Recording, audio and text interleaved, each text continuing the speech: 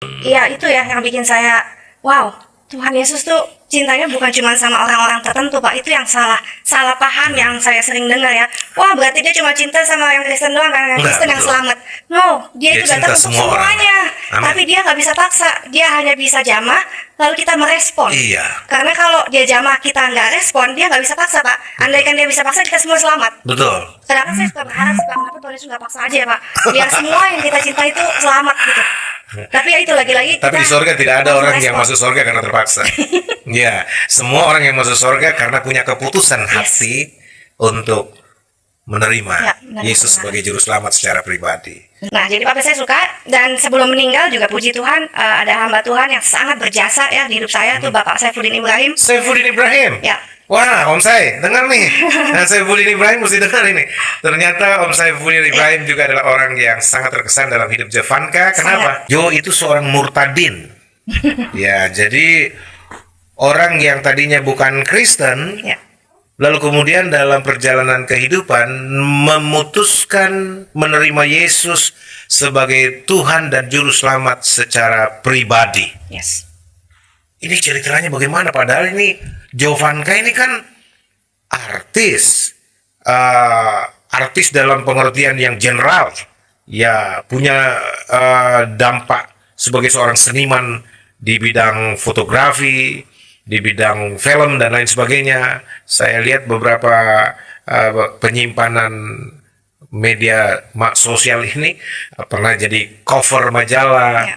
dan memang model. Ya. Ya, dan apa namanya juga pernah main sinetron yang cukup laris di Indonesia. Sinetron itu sangat luar biasa, digemari banyak orang. Betul. Dan menjadi bintang tamu yang sangat spesial dan banyak lagi sahabat. Dan biasanya seorang artis, seorang seniman itu butuh dukungan publik yang besar. Sehingga apapun dipertaruhkan untuk popularitas, dukungan publik, termasuk agama, termasuk iman. Tapi Jovanka gak beda ini. Berani memutuskan bahkan mau kehilangan segalanya Ya. demi Kristus Yesus Tuhan. Ya. Haleluya. Amin. Bisa cerita kenapa Anda jadi Kristen, Jovanka? Ini ceritanya sebenarnya udah agak lama ya, sekitar tahun saya terima Kristus itu tahun 2009. 2009 itu titik terendah hidup saya sebenarnya. Titik terendah hidupmu, oke. Titik terendah saya bilang Titik nadir titik, istilahnya. titik terendah saya bilang karena di titik itu saya kehilangan jati diri. Jadi perkawinan saya selesai, saya harus kembali ke Indonesia tanpa anak. Jadi otomatis saya kehilangan jati diri, kehilangan siapa diri saya gitu. Saya bukan istri siapa-siapa, bukan ibu siapa-siapa, nggak ada anak, saya nggak ada pegangan sama sekali gitu. Jadi itu titik terendah saya. Jadi titik itu, di dalam kedepresian itu saya juga nggak ada pekerjaan. Ada seorang teman yang approach saya, dia bilang, wah kamu gabung aja ke ministry kita, ke persekutuan doa, biar kita bantu doain. Wah, orang kalau lagi down itu ya Pak, terserah mau doa dengan cara apa, tapi itu kita butuh banget ya, karena itu kayak air, kayak orang yang kekeringan tapi perlu air. Nah, pada saya datang ke persekutuan itu, saya pikir, ini luar biasa sekali ya perempuan-perempuan Kristen ini ya. Mereka nggak kenal saya, nggak tahu story saya, nggak tanya-tanya kenapa saya ada di situ, tapi mereka mau doain, dan doanya mengena sekali, doanya bisa spesifik yang saya sedang alami gitu, keterpurukan yang amat sangat. Jadi pada saat mereka doa itu saya nggak bisa ngomong Pak, saya cuma bisa nangis. Oke. Dan mereka makin lihat saya nangis, makin kencang doanya. Aduh, itu saya bilang, ini ada apa ini ya, itu ya. Itu saya yakin tuh jamahan Tuhan ya. Amin. Dan dari situ mereka undang saya ke gereja mereka untuk hari Minggu berikutnya kan, untuk hadir. Nah, saya belum pernah datang ke gereja Kristen, saya nggak tahu tata ibadatnya seperti apa. Tapi lagi-lagi perasaan dipenuhi itu yang bikin saya pengen datang. Saya harus datang di sana, saya pengen tahu nih seperti apa orang-orang ini, luar biasa gitu. Mereka mau doain strangers dengan sepenuh hati. Doakan strangers, Iya kan? yang Karena tidak tahu mereka histori bukan teman-teman Jovanka dekat itu saya. bagaimana. Betul, tanpa mereka kepo, tanpa mereka tanya, ada apa nih, kenapa, tanpa menjudge situasi saya, mereka mendoakan saya. Tahan dulu, ini penting. Tanpa kepo, tanpa menjudge, dan ini yang menjadi semacam ketertarikan. Ini orang nggak kenal saya, Ya. tapi dia mau doakan saya. Ya. Bahkan dia mau undang saya ke komunitas mereka. Ya. Ini luar biasa. Luar biasa. Ya. Karena biasanya perempuan itu kan senangnya cari tahu, tapi cari tahu hanya untuk bahan perbincangan, bukan cari tahu untuk membantu menenangkan atau cari solusi. Biasanya seperti itu yang kita tahu. Jadi menurut saya, wah ini ketertarikan perempuan-perempuan Kristen ini dahsyat gitu. Perempuan-perempuan ini dahsyat yang mereka lakukan, bahwa mereka bisa menarik seorang dari luar untuk dinaungi, disayang. Saya merasa begitu disayang gitu Pak, di antara orang-orang yang saya nggak kenal. Jadi kan aneh ya. Saya pikir, dan begitu saya ada di gereja itu juga seperti itu. Yang mengundang saya nggak datang Pak. Jadi bisa bayangin, saya bingung kan ya. Tapi dalam kebingungan itu saya kok nggak mau pulang, saya mau dengerin terus. Dan begitu Pak Pendetanya bilang, oh ya sekarang bisa berdiri yang sedang merasa kesesakan. Karena saya sesak, saya berdiri kan Pak, saya nggak tahu apa yang akan terjadi berikutnya. Ternyata setelah saya berdiri, wah tangan-tangan banyak sekali ke saya, doakan saya Pak. Wah saya kan jadi makin terharu ya Pak. Ngalirlah itu deras saya mata saya. Lagi-lagi semakin saya nangis, semakin orang kencang gitu doanya. Dan getarannya tuh, aduh, saya tuh nggak bisa berhenti nangis Pak, sampai saya tuh sesak napas. Saya bilang, ya Tuhan, ini tolong stopin nangisnya karena saya udah mulai sesak. Dan setelah saya menenangkan diri, lagi-lagi orang lewatin saya, pegang pundak saya, dia bilang, sis, God bless you sis, ayo oke. Haleluya. Aduh itu Pak, kalau buat orang yang nggak punya apa-apa dan ada di titik terendah, itu ulasan elusan aja itu bisa bikin nangis loh Pak. Itu kasih itu luar biasa. Jadi Anda sebenarnya dimenangkan karena jamahan kasih. Yes, exactly. Nggak ada yang pernah khotbahin saya, nggak ada yang pernah ajak-ajak apapun. Tapi itu pure, saya jatuh cinta sama kasihnya, dan itu kasih itu nggak bisa lagi saya tolak. Justru pada hari itu juga, setelah ibadah itu, setelah saya tenang di parkiran, yang pertama kali saya lakukan itu saya telepon papi saya. Nah papi saya masih hidup, saya cuma tinggal papi saya aja. Dan orang yang paling baik, orang paling baik dalam hidup saya. Jadi saya pikir saya orang yang paling baik yang harus saya kasih informasi ini gitu, bahwa saya udah mantap memilih ini. Sebelumnya saya mungkin nggak kesana nggak kesini gitu Pak. Jadi saya merasa perlu untuk telepon dia. Papimu, saya dengar orang Bukit Tinggi orang Minang. Orang Minang. Berarti seorang Muslim ya? Yes, Muslim yang sangat taat, sangat baik, sangat penuh kasih. Muslim yang sangat baik, sangat taat, penuh kasih. Sangat toleran. Sangat toleran ya. Dia sampai membiarkan Anda memutuskan sendiri yang menjadi pilihanmu. Iya. Bahkan hubungan saya sama bapak saya tuh luar biasa Pak. Setelah saya menerima Kristus pun, bapak saya masih bisa anterin saya ke gereja. Lalu siangnya saya yang temenin dia untuk sembahyang dulu di musola, saya tunggu di mobil. Dan ini sesuatu yang normal, yang biasa gitu kita lakukan. Wow, itu luar biasa. Iya. Karena jarang sekali juga terjadi di beberapa keluarga Kristen yang berbeda agama.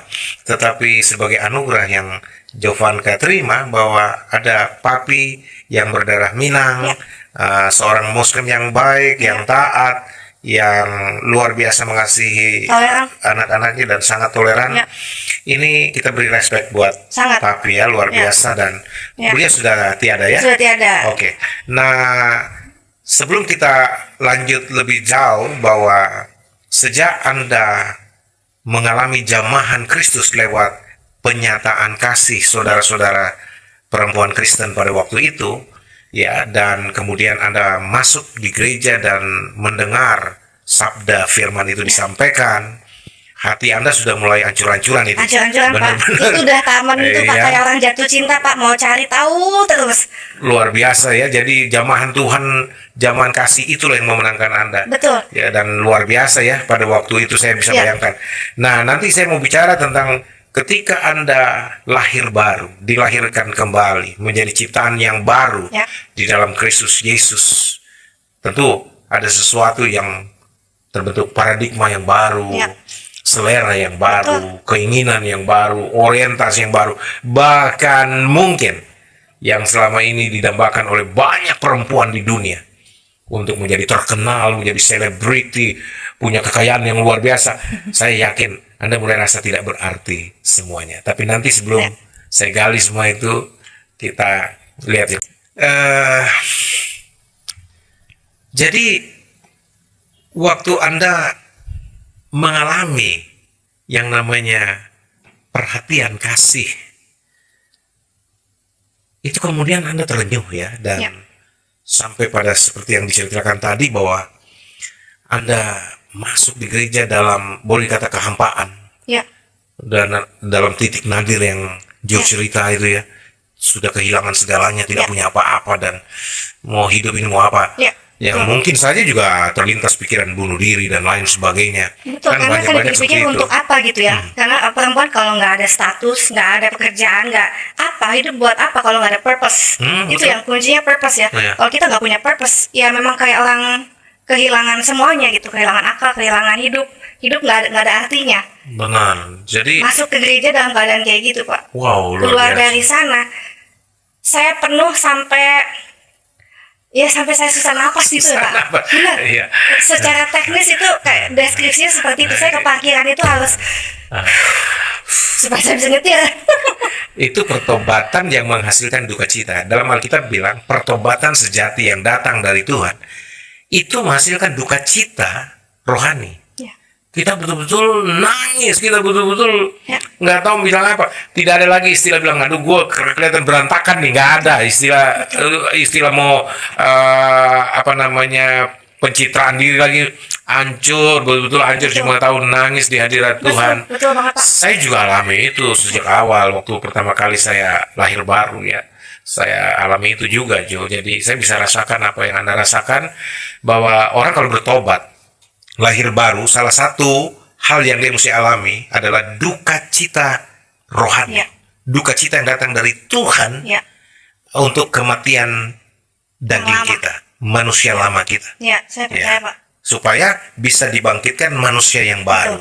Betul. Seperti Makanya itu. saya bersyukur sekali loh, Pak. Semua kesusahan yang saya alamin 10 tahun yang lalu itu saya syukuri dengan amat sangat. Karena kalau nggak ada titik terendah itu, nggak Mungkin, akan ya. ada Jovanka yang sekarang. Mungkin nggak ketemu Yesus. Nggak akan ketemu Yesus, nggak akan berapi-api.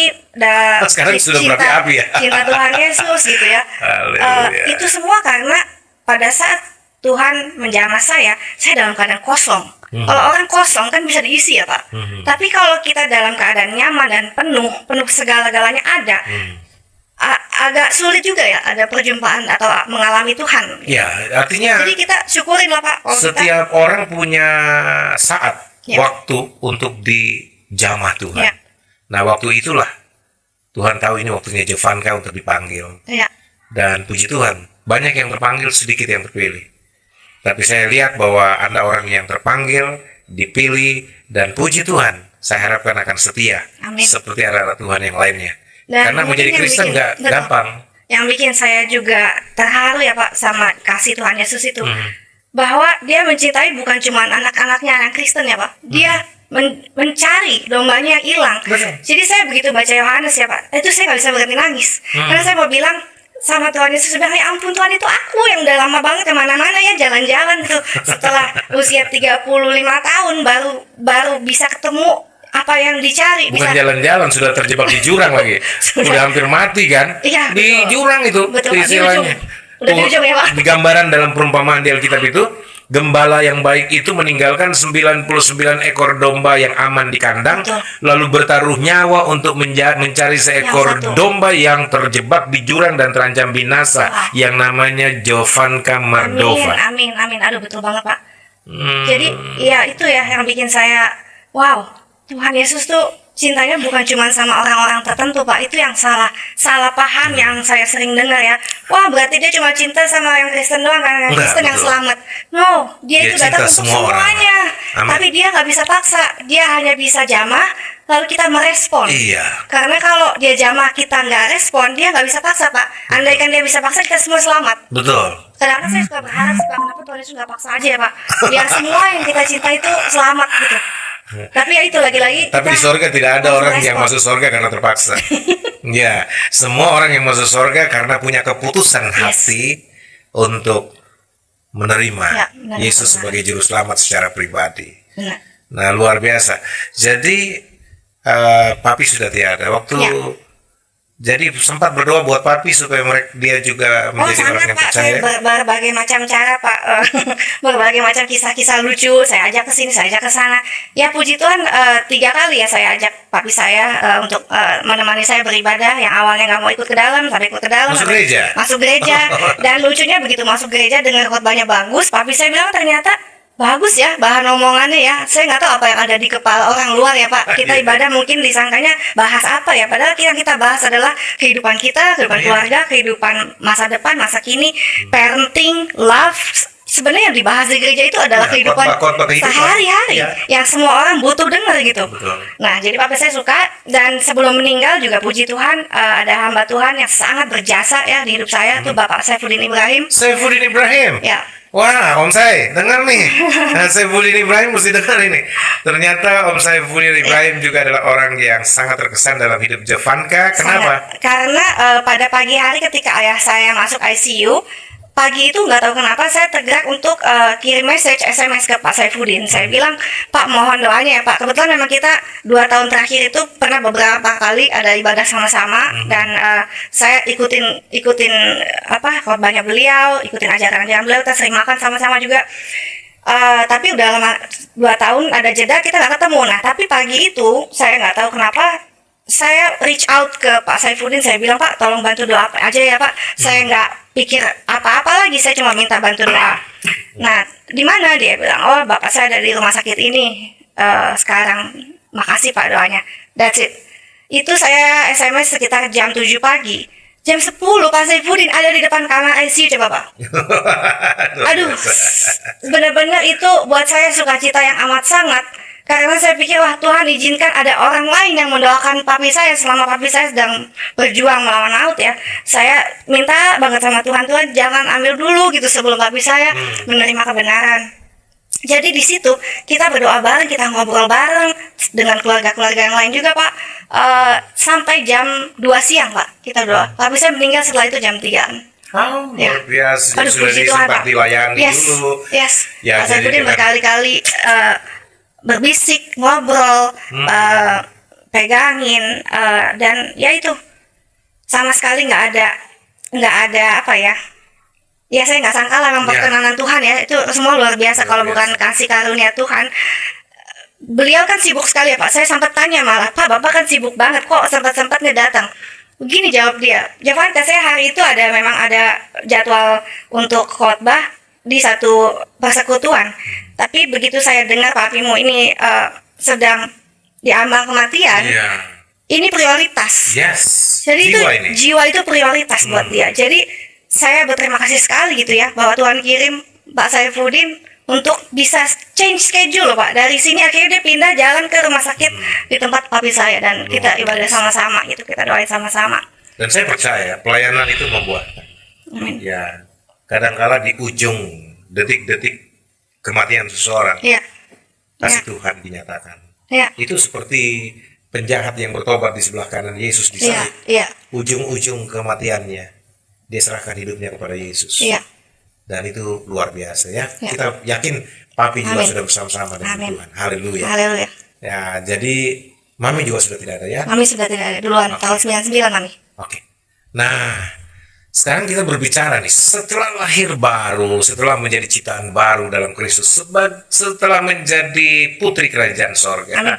ya tentu orientasi berbeda. Ya. Sudah paradigma berbeda, selera juga pasti sudah berbeda, dan beban yang ada, Ya.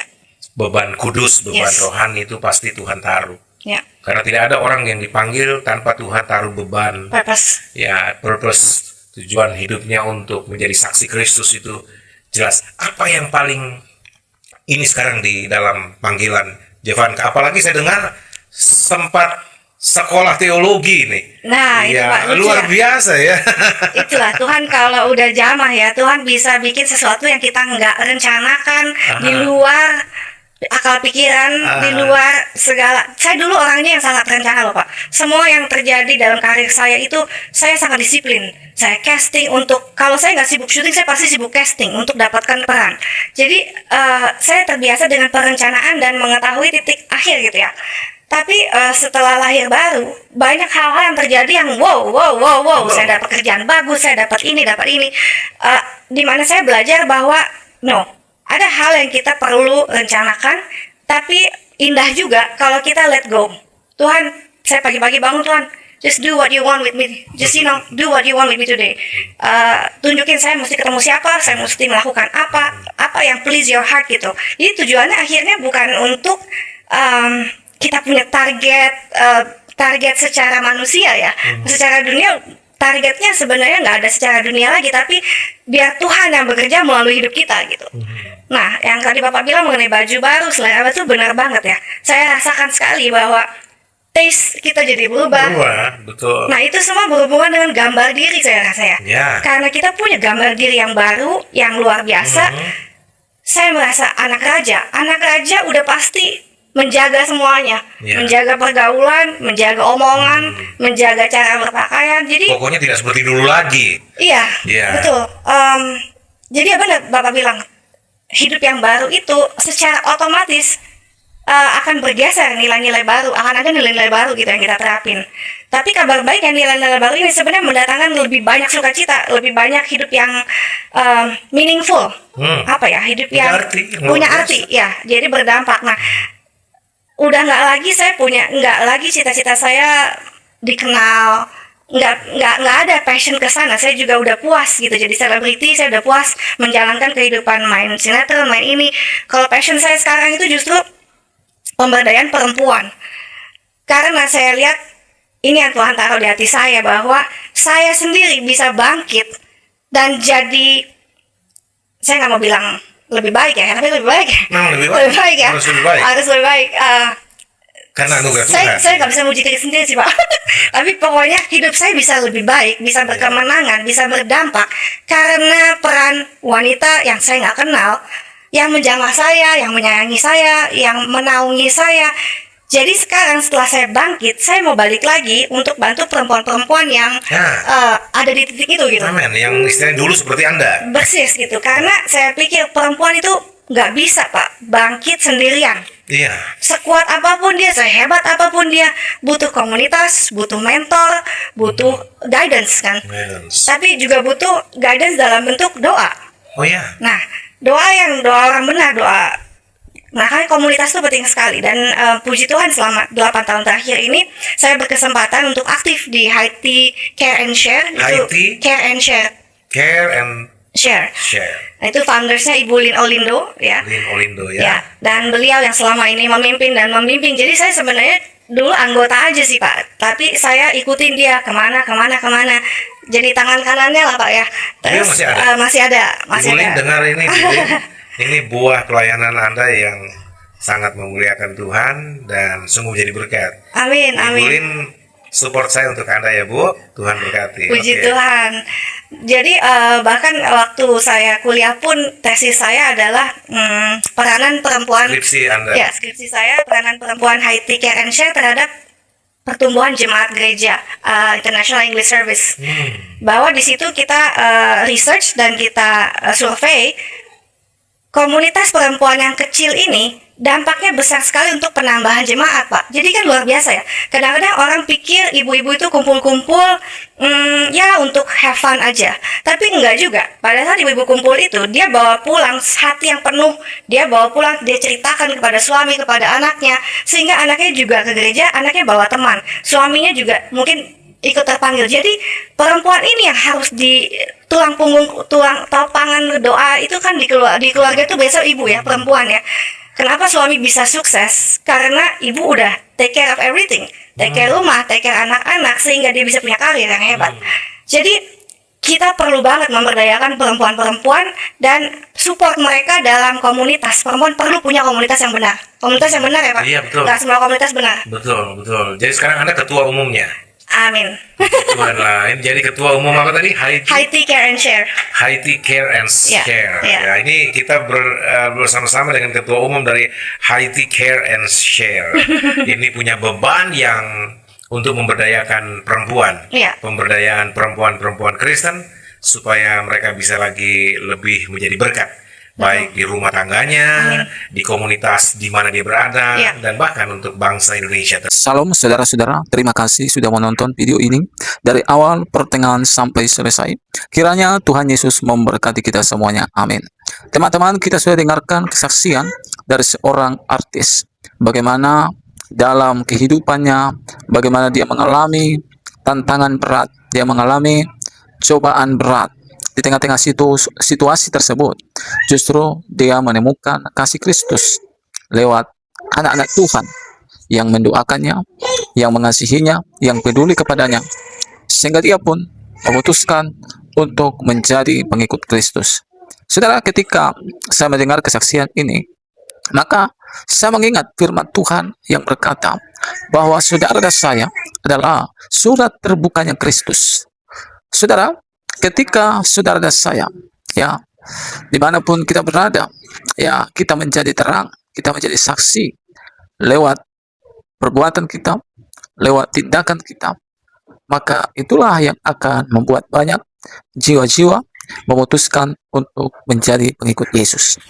Dan saya yakin memang orang-orang yang mengenal dan mengalami perjumpaan dengan Yesus, hidupnya pasti cepat atau lambat akan mengalami perubahan. Memang tidak akan pernah ada yang sempurna, tetapi karena Yesus sendiri mengatakan, akulah jalan, akulah kebenaran, akulah hidup. Tidak ada seorang pun yang sampai kepada Bapa di surga kalau tidak melalui aku. Jadi Yesus itu bukan hanya jalan ke surga, tetapi juga dia adalah kebenaran. Jadi tentu orang-orang yang mengenal Yesus, yang mengikut Yesus, mereka pun akan cepat atau lambat hidup dalam kebenaran. Sehingga jalan mereka yang tadinya bengkok menjadi jalan mereka menjadi jalan yang lurus. Mereka tadinya tidak punya tujuan hidup akan memiliki kembali tujuan hidup ketika mereka mengalami perjumpaan dengan sosok, yaitu Yesus Kristus.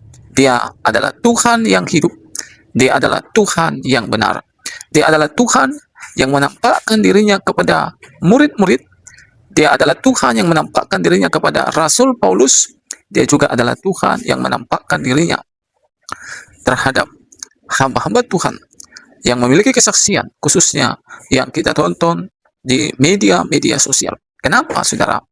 Karena Yesus itu adalah Tuhan yang tidak pernah berubah dulu, sekarang, sampai selama-lamanya. Makanya dalam Ibrani 13 ayat 8 dikatakan, Yesus Kristus tetap sama, baik kemarin, hari ini, sampai selama-lamanya. Dia adalah Tuhan yang hidup. Kalau dahulu dia menolong, dahulu dia menyembuhkan, dahulu dia melakukan perkara-perkara yang besar, kuasa yang sama tetap akan dikerjakannya hari ini sampai selama-lamanya. Saudara-saudara dikasih Tuhan, saya berharap kiranya kesaksian ini boleh memberkati serta menguatkan iman kepercayaan kita. Salam saudara, sampai jumpa di video selanjutnya.